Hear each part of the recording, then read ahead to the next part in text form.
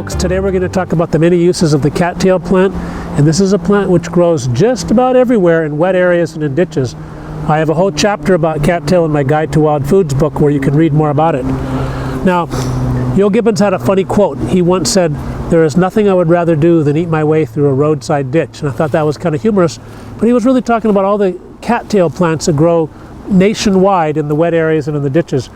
Okay, let's talk about some of the food uses. You can pull up the rhizome, which is a lot of work, but you can get the inner part of it, and it's very sweet, full of carbohydrate. I like the young shoots, and it's not that young right now, but you cut the stalk like so, and you have to peel back the leaves to get the white core. And this is a little bit late in the year, but the part you're typically going to eat is like this much when it's very white and tender. If it's too green and fibrous, then it's too old to eat. But this is my favorite part of the cattail, the young shoots.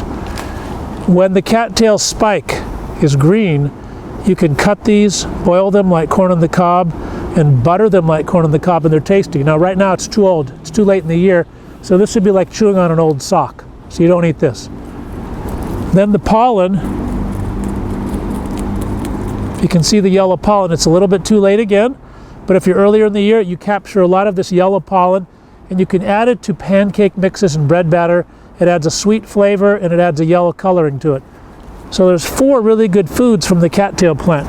You also have all of these leaves for weaving, for making low tensile strength rope or baskets or sandals. I've made many sandals from these. Or for making chopsticks. Okay, you've got some simple chopsticks right here. Peel them back, let them dry. They're beautiful as chopsticks. You also have the fluff. You come back here later in the year and the cattail fluffs up. You can see it starting to do that. It fluffs up, and you take that dry fluff and it's an awesome tinder. You can use it for fire starting. You can use it to stop bleeding, okay? You could actually use it for insulation if you're stuck in the woods and it's really cold. So this is a really good plant to get to know. It grows nationwide. It grows in a swamp near you.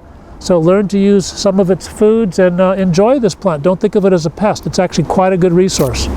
Thank you for joining me today.